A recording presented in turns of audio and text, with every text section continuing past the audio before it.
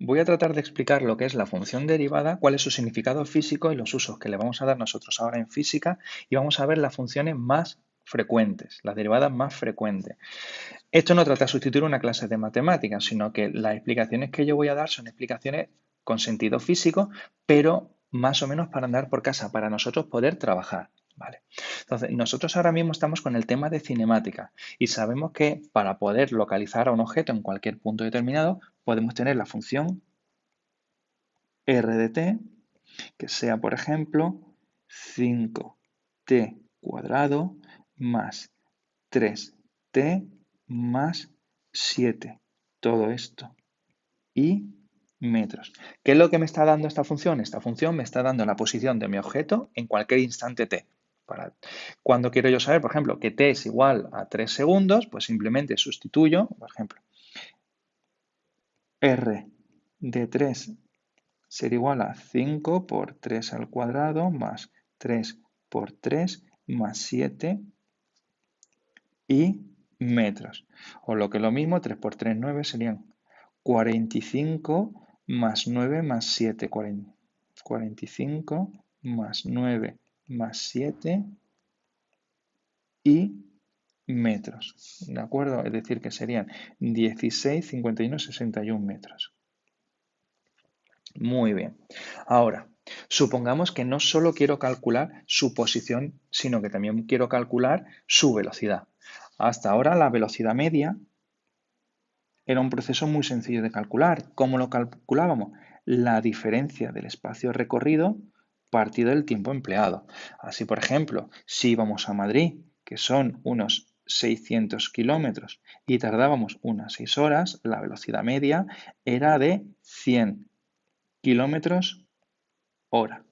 Pero muchas veces yo no estoy interesado en calcular la velocidad media, sino la velocidad instantánea, porque yo puedo ir de aquí a Madrid haciendo los primeros 100 kilómetros a 400 kilómetros por hora y el resto pues puedo ir mucho más despacio o puedo ir acelerando, decelerando, yendo más deprisa, yendo más despacio, yendo más deprisa, más despacio. Y a mí lo que me interesa es saber la velocidad instantánea en cada momento. ¿Cómo se puede hacer eso? Pues la velocidad instantánea podríamos definirlo como una velocidad media en el que el intervalo de tiempo es prácticamente cero. Cada vez se va haciendo más pequeño, cada vez se va haciendo más pequeño, más pequeño, más pequeño, hasta que es prácticamente cero. Pero este intervalo siempre va a ser distinto de cero.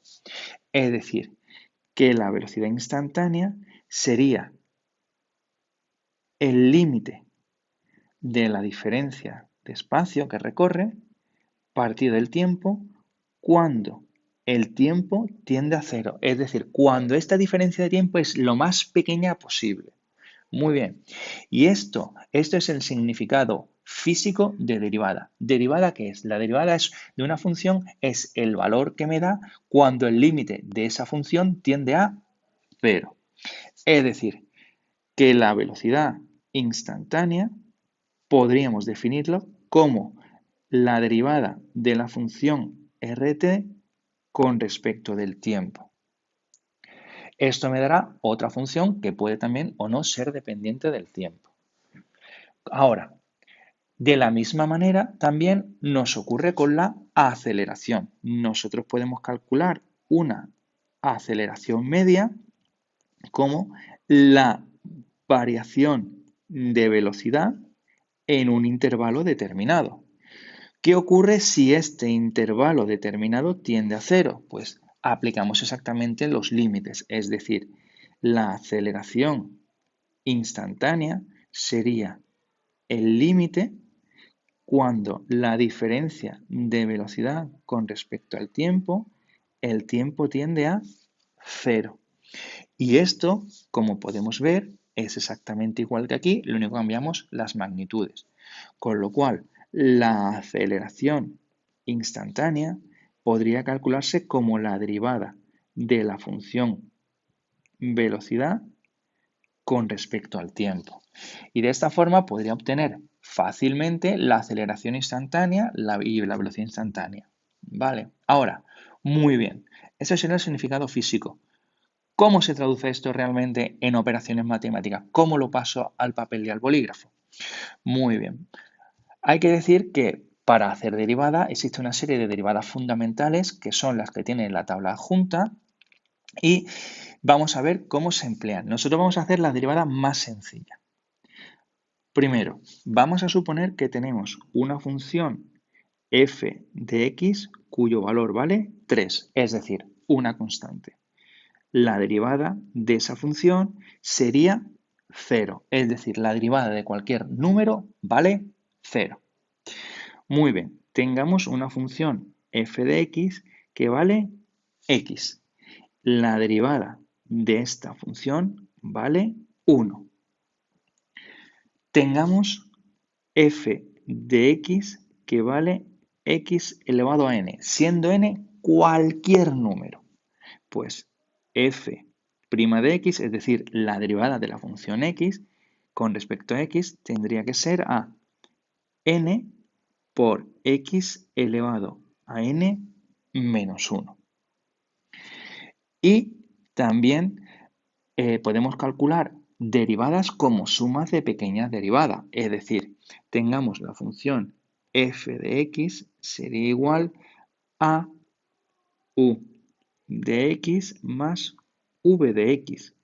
¿Cómo se calcularía la derivada de este proceso? Pues la derivada de esta sería f' de x sería igual a u' de x más v' de x.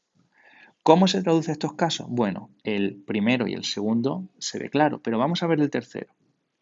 F de x sería, por ejemplo, 2x cuadrados.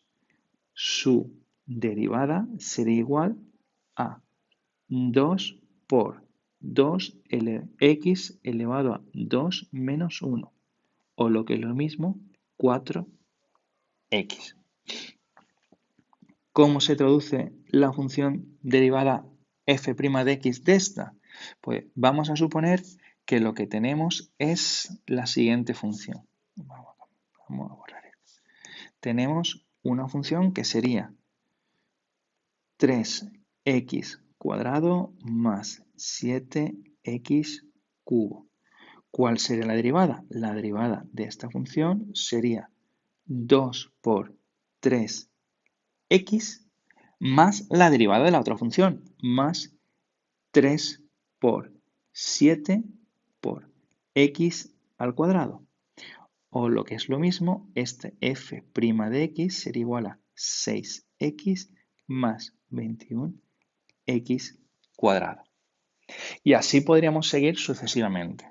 Existe la derivada del seno, del coseno, del logaritmo neperiano, de la función inversa, etc. Y todos esos van a venir en una tabla adjunto a este documento, a este vídeo. Muy bien, pero a mí lo que me interesa es resolver este. Es decir, yo tengo esto y lo que yo quiero resolver es este problema. ¿Cómo lo hago? Muy bien, vamos a llevárnoslo aquí abajo y vamos a tratar de resolverlo. Tengamos esta función que me da la posición de mi objeto en cada instante. ¿De acuerdo? ¿Cómo puedo yo calcular la velocidad instantánea? Muy bien. Hemos dicho que la velocidad instantánea sería la derivada de la función posición con respecto al tiempo. ¿Y qué es lo que hacemos ahora? Derivamos ahora la parte de arriba, es decir, la función de la posición. Con lo cual sería que 2 por 5t, es decir, de 2 menos 1, más 1 por 3t elevado a 1 menos 1, más 0. Recordad que la derivada de un número es siempre 0. Y metros partido por segundo. Es decir, 2 por 5, 10t más 3 y metros por segundo. Y ahora, si quisiera, quiero calcular la aceleración instantánea. ¿Cómo la calculo? La aceleración instantánea, pues sería la derivada de la función velocidad con respecto al tiempo, que si os fijáis sería 1 por 10 por t, 1 menos 1.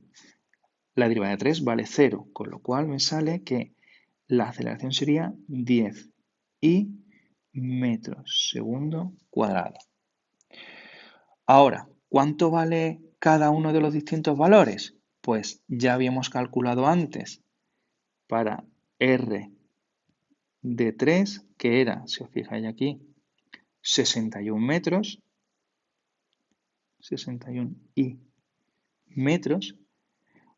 Para la velocidad sería, si sustituimos V y de 3, sería 10 por 3 más 3 y metros segundo. Eso sería 33 y metros segundo.